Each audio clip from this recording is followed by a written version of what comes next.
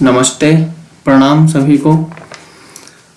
हम लोग पिछले वीडियो से यजुर्वेद की परिचय श्रृंखला में प्रवेश किए हैं। बहुत ही संक्षेप में हम लोगों ने यजुर्वेद की विषय वस्तु को देखा था।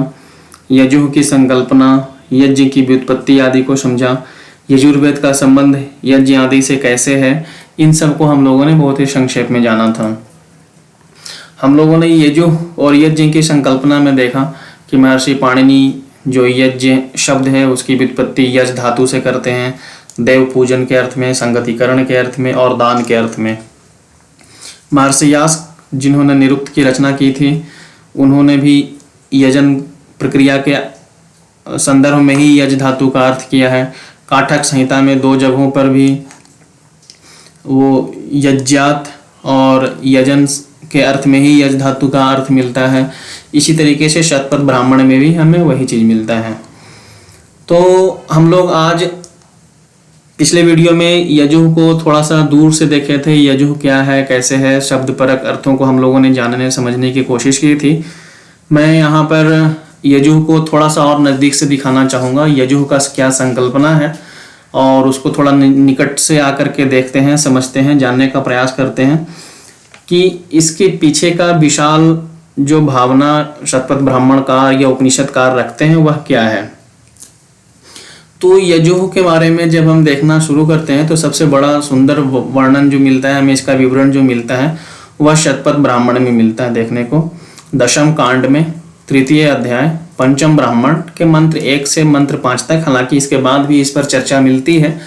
और यहाँ पर यजुः की जो संकल्पना है उसे सृष्टि निर्माण का जो प्रक्रिया होता है, आकाश से लेकर के पृथ्वी तत्व की जो उत्पत्ति होती है, पंच तत्वों की जो उत्पत्ति होती है, उसका एक प्रक्रम देखने को मिलता है और उस प्रक्रिया को यजुः से संबंधित माना गया है। कुछ यही प्रक्रिया सृष्टि निर्माण की, कुछ यही प्रक्रिया हमें यजुर्वेद के कृष्ण यजुर्वेद वाले संप्रदाय में तैत्तिरीय आरण्यक का एक अंश है, वहां देखने को मिलता है। तैत्तिरीय आरण्यक के उस संपूर्ण अंश को तैत्तिरीय उपनिषद के नाम से जाना जाता है, जहां पर ऋषि कहते हैं आकाशाद वायो वायोरग्नि अग्निराप। आकाश से वायु की उत्पत्ति होती है, वायु से अग्नि, अग्नि से जल तत्व और उसके बाद फिर पृथ्वी तत्व की उत्पत्ति होती है। रूपों का सृजन वायु से शुरू होता है, उससे पहले अरूप अवस्था में आकाश हमें देखने को मिलता है। आकाश से सबसे प्रथम विक्षोभ जब होता है तो सबसे प्रथम अदृश्य रूप की जो निर्माण की प्रक्रिया मिलती है वह वायु के रूप में मिलती है। वायु से फिर अग्नि के रूप में संपूर्ण दृश्यमान रूप देखने को मिलता है। उससे फिर और स्थूलतर अग्नि के बाद जल तत्व का और जल से फिर पृथ्वी तत्व की उत्पत्ति देखने को मिलती है। तो कुछ उसी प्रक्रिया को यहाँ पर यजुः की संकल्पना के साथ शतपथ ब्राह्मणकार 10वें कांड में उद्धृत करते हैं। शतपथ ब्राह्मणकार के जो शतपथ ब्राह्मण है उसके आदि उपदेष्टा जो गुरु हैं वो महर्षि याज्ञवल्क्य हैं। महर्षि याज्ञवल्क्य के नाम में भी यज्ञ शब्द जुड़ा हुआ है। महर्षि याज्ञवल्क्य वैदिक वाङ्मय में 3 याज्ञवल्क्य हमें देखने को मिलते हैं, 2 महाभारत के बाद या महाभारत के समकालीन और एक महाराजा जनक, मतलब महाराज श्रीराम, भगवान श्री रामचंद्र से 16-17 पीढ़ी ऊपर में, तो महाराज शिरध्वज जनक के समय में एक महर्षि याज्ञवल्क्य मिलते हैं जो शतपथ ब्राह्मण के आदि उपदेष्टा माने गए हैं। तो यहाँ पर हम लोग देखते हैं कि इस प्रकरण में यजुः को यत और जुः 2 अक्षरों के संयोग का एक शब्द माना गया। यजुः को यत का अर्थ महर्षि पाणिनि अपने धातु पाठ में नियमन, नियंत्रण आदि भी करते हैं। इसका एक अर्थ गतिशील भी होता है। और जुः का अर्थ है आकाशो जुः, अयमेव आकाशो जुः। जुः का अर्थ आकाश देखने को मिलता है। तो इस तरह से यजुः का जो अर्थ मिलता है इन दोनों से वह होता है आकाश में विचरण करने वाला, आकाश में गतिशील, इस तरीके से एक अर्थ मिलता है। यहाँ पर सूत्र रूप में ब्राह्मणकार सृष्टि की प्रक्रिया, कैसी प्रक्रिया, यज्ञीय प्रक्रिया का निर्वचन करते हैं, यहाँ पर दिखाने का प्रयास करते हैं। तो सृष्टि निर्माण से पहले जो यह जुः तत्व था यानी आकाश तत्व था, वही एकमात्र सर्वत्र, वही एक चेतन तत्व, सभी जगह उसी का विस्तार था। और उसी विस्तार में, उसी चेतन में एक संकल्प उभरता है, जैसा कि हमें अन्य जगह पर भी, अन्य वैदिक मांगमे में भी देखने को मिलता है, एको हम बहुश्यामा, मैं एक से बहुत हो जाऊं। या ऐतरेय उपनिषद में जब सृष्टि निर्माण की प्रक्रिया चलती है वहां पर भी इसका निर्वचन होता है, वहां पर देखने को मिलता है।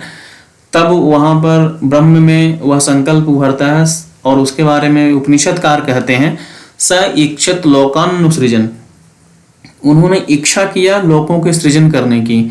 सर लॉवेल बिग बैंग की थ्योरी में भी कहते हैं कि यह जो बिग बैंग का जो घटना घटा था वह इतना प्रिसाइज था कि उसमें अगर 1 माइक्रोसेकंड फ्रैक्शन ऑफ सेकंड्स का भी अगर ये देरी होती तो सृष्टि निर्माण प्रक्रिया कुछ और अलग तरीके से हो गई होती या नहीं होती। तो इतना प्रिसीजन बिना किसी कॉन्शियस फोर्स के होना संभव नहीं है, वह संभाव्य नहीं है। तो यहाँ पर उपनिषदकार भी कुछ उसी तरीके से, हालांकि भारतीय शैली में इसका विवरण देते हैं और इसी यज्ञीय प्रक्रिया को आकाश से लेकर के पृथ्वी तत्व तक की जो प्रक्रिया होती है और इससे जो पृथ्वी को फायदा होता है, मानव समुदाय को जो लाभ मिलता है, वह संपूर्ण प्रक्रिया एक यज्ञीय प्रक्रिया के रूप में माना जाता है। छांदोग्य उपनिषद में भी कुछ कुछ प्रकरणों को लेकर के उसके एक संपूर्ण चक्र को दिखाया गया है और वह संपूर्ण चक्र एक यज्ञीय प्रक्रिया के रूप में दिखाया गया है। तो यहाँ पर हम देखने का समझने का प्रयास करते हैं कि शतपथ ब्राह्मण के इस प्रकरण में क्या देखने को मिलता है। तो यहाँ पर यत और जोह से उस आकाश में गतिशीलता की, गतिशील जो है विचरण करने वाला जो तत्व है उसका एक संदर्भ मिलता है। वह विचरण करने वाला तत्व कौन है? तो आकाश में जो प्रथम संकल्प उभरता है एको हम बहुश्याम, तब वह तत्व अपने साथ प्रवाहमान तत्वों को मतलब फैलाता है। उस तत्व को वायु कहते हैं, जिसके बारे में हमने कहा कि आकाशाद वायु, आकाश से वायु की उत्पत्ति होती है। और उसके बाद सूक्ष्म कणों की उत्पत्ति होती है। सूक्ष्म कण यानी जिसको विज्ञान में हम लोग सब एटॉमिक पार्टिकल्स कहते हैं। और वहां पर यत अर्थात गतिशील, जुह अर्थात आकाश, और गतिशील कौन थे? सूक्ष्म कण जिसकी उत्पत्ति हुई वह गतिशील थे, जैसे कि हम लोग बिग बैंग में भी देखते हैं। उसके बाद जो सब एटॉमिक पार्टिकल्स हैं आकाश में गतिशील हैं और इनके आपस के संयोग से इलेक्ट्रिकल पोटेंशियल्स का निर्माण होता है, विद्युत विभव का निर्माण होता है, उस प्रक्रिया को उपनिषदकार या ब्राह्मणकार वायु और अग्नि ऐसा करके बताते हैं। उस वायु से अग्नि तत्व का निर्माण हुआ। वह अग्नि तत्व जो इलेक्ट्रिक पोटेंशियल है उसको अग्नि तत्व का नाम हम लोगों ने दिया था बहुत पहले भारतीय दर्शन में, भारतीय वेद विज्ञान में। और चूंकि यह आकाश में गतिशील थे इसलिए इनको यजुः कहा गया था। और इनके आपसी संयोग से जब इलेक्ट्रिक पोटेंशियल का निर्माण होता है और उसके बाद हम लोग देखते हैं कि जो सूक्ष्म परमाणुओं की जो रचना होती है तो उस परमाणु में इन्हीं का मतलब किसी न किसी रेशियो में इनका संगठन मिलता है, देखने को मिलता है। उस परमाणुओं की रचना का जो इलेक्ट्रिकल पोटेंशियल्स है, जो उसके जो सूक्ष्म कण हैं, सब एटॉमिक पार्टिकल्स हैं, अगर उसका रेशियो ऊपर नीचे होता है तो परमाणु के तत्वों में, परमाणु के पदार्थ के स्वरूप में भी परिवर्तन आ जाता है। जैसा कि हम लोग देखते हैं न्यूक्लियस में प्रोटॉन और उसके ऑर्बिटल्स में इलेक्ट्रॉन्स आदि चक्कर लगाते हैं, इनका नेगेटिव इलेक्ट्रिक पोटेंशियल होता है, इनका पॉजिटिव इलेक्ट्रिक पोटेंशियल होता है। तो ये सब एटॉमिक पार्टिकल्स हैं। हालांकि अभी तो इनसे भी सूक्ष्म सब एटॉमिक पार्टिकल्स लाइक म्यूऑन्स, क्वार्क्स भी 6 तरीके के बम बताए गए हैं, चार्म, स्ट्रेंज, अप, डाउन, इस तरीके से उनके स्पिनिंग मोमेंट्स के आधार पे और बहुत तरीके के आधार पे। तो इनको संपूर्ण रूप से ब्राह्मणकार यहाँ पर यजुः का एक संज्ञा देते हैं। और इसके बाद पदार्थ जो तत्व है, ये मूल तत्व हैं, इसमें जैसे जैसे इनका रेशियो बढ़ते जाता है तो इनका जो हायर ऑर्डर के एलिमेंट्स हैं वह देखने को मिलते हैं, इनका रेशियो घटता है तो लोअर ऑर्डर के एलिमेंट देखने को मिलते हैं। अभी तक हाइड्रोजन से लेकर के 118 के आसपास तक तत्वों का हम लोगों का देखने को मिलता है और जिसमें जितना इसका एटॉमिक नंबर है उतना ही सब एटॉमिक पार्टिकल्स पॉजिटिव और नेगेटिव यहाँ पर इन ऑर्बिटल्स में और न्यूक्लियस में माना जाता है। तो हम देखते हैं कि कैसे सूक्ष्म से बिल्कुल स्थूलतर सृष्टि तक की उत्पत्ति का क्रम एक हमें यहाँ पर देखने को मिलता है। और यह जो सृष्टि निर्माण की प्रक्रिया है, यह जन्म तो होता ही रहता है, इसका विनाश भी होता रहता है। तो यह एक संपूर्ण रूप से साइक्लिक ऑर्डर में चलता है। नाश का मतलब नश आदर्शने मैं यहाँ पर लेता हूँ। नाश का मतलब ऐसा नहीं कि वह बिल्कुल ही नष्ट हो गया और उसका अभी अस्तित्व था और अभी बिल्कुल ही खत्म हो गया, उसका अस्तित्व ही खत्म हो गया। किसी भी चीज़ का जिसका अस्तित्व है उसका अस्तित्व कभी खत्म नहीं होता। इसीलिए नाश शब्द जो हमारे यहाँ मिलता है वह नश अदर्शनीय धातु से उत्पत्ति होता है नाश का, यानी जो अभी दृश्यमान था वह अदर्शन की स्थिति को चला गया। हम उसको उस रूप में नहीं देख रहे हैं जिस रूप में पहले देख रहे थे, वह उसका रूपांतरण हो गया। जैसा कि जॉन डाल्टन आदि का प्रिंसिपल में हम लोग भी देखते हैं कि एनर्जी और matter can not be created nor be destroyed. तो इस तरीके से तो हमारे यहाँ के भाषा शास्त्री भी उतने बड़े विद्वान थे जितने भी जॉन डाल्टन हुआ करते हैं। तो थर्मोडायनेमिक्स प्रिंसिपल में भी देखते हैं। तो यह सब एक हमारे यहाँ तो भाषा में की व्युत्पत्ति में भी एक बहुत बड़ा विज्ञान छुपा हुआ होता था। तो खैर इन सब विज्ञान जो वैज्ञानिक संकल्पनाएं हैं हमारे यहाँ अपने शैली में, भारतीय शैली में, संस्कृत में आदि में बताया गया था, जिसको आज जो पाश्चात्य विज्ञान है उसकी शैली में भी समझना जरूरी है, क्योंकि हम लोग पाश्चात्य सुपरमेसी वाला जो अपना अंदर कॉम्प्लेक्स उससे ग्रसित हो चुके हैं और उसके आधार पर फिर से अपने मानवीय गौरव, अपने वैदिक ऐतिहासिक गौरव को धीरे धीरे प्राप्त करना जरूरी है। तो ब्राह्मण के इस शतपथ ब्राह्मण के इस प्रकरण में सृष्टि प्रक्रिया को बहुत अच्छे से समझाया गया है और इसके अलावा इसमें जो कुछ और चीज़ों को भी लिया गया है, जैसे प्राण। तो यहाँ पे कहते हैं अथाध्यात्मन प्राण एव यजुः प्राणो यन्ने वेदग्वं सर्वं जनयति प्राण। तो यहाँ पर प्राण के साथ भी यजुः का संदर्भ मिलता है, प्राण के साथ भी यजुः का संबंध देखने को मिलता है। तो प्राणिक विज्ञान में जब हम लोग जाते हैं प्राणमय कोश की साधना में, तो वहाँ पर भी यजुः का एक अपना अर्थ निकल करके आता है, जिस पर हम लोग बाद में चर्चा करेंगे कभी। तो हम लोग देखते हैं कि यजुः, जो यजुर्वेद का जो यजुः प्रथम पद है, वह सिर्फ और सिर्फ यज धातु या यज्ञ वाला जो कर्मकांड है पुंसवन से लेकर के अंत्येष्टि तक, उसके कर्मकांड और विधान को ही प्रस्तुत नहीं करता है, बल्कि उसके पीछे उससे भी कहीं ज़्यादा बड़ा भाव छुपा हुआ है। यज्ञ का मतलब सृष्टि की रचनात्मक प्रक्रिया से भी जुड़ा हुआ होता है, हमारे कर्मों से भी जुड़ा हुआ होता है, हमारे अंदर के जो भाव हैं देव शक्ति के प्रति, समाज के प्रति, उन सब भावों का जो अपना एक प्रक्रम चलता है वह भी यजुः के साथ जुड़ा हुआ है, यजुः का संदर्भ वहाँ भी जाता है। तो बहुत ही सूक्ष्म और बहुत ही विशाल दोनों संकल्पना यजुः का मिलता है।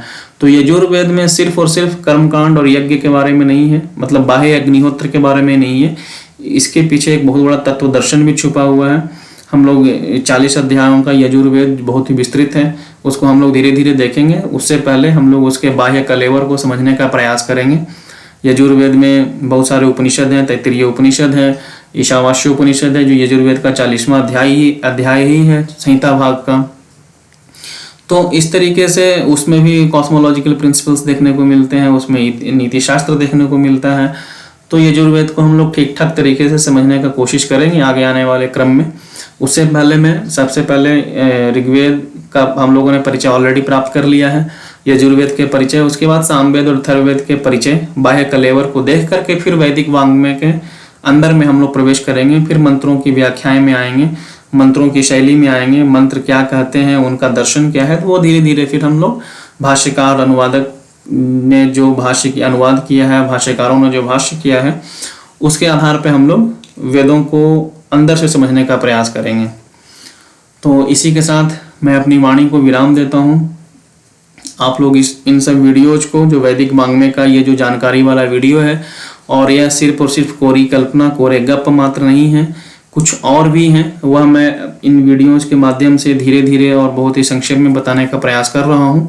इसे आप लोग अधिक से अधिक शेयर करें, लोगों को बताएं कि हमारा जो वैदिक वाङ्मय था, हमारा जो वैदिक इतिहास था, वह सिर्फ और सिर्फ गप मात्र नहीं था, गडेरियों के गीत नहीं थे। उसमें बहुत कुछ ऐसी चीज़ें थी जो विज्ञान आज 200-300 सालों में खोज पाया है। हमारे यहाँ अपनी शैली में वह चीज़ किसी और तरीके से बहुत पहले से ही विज्ञात था। तो ठीक है, इसी के साथ सभी को प्रणाम, बहुत बहुत धन्यवाद।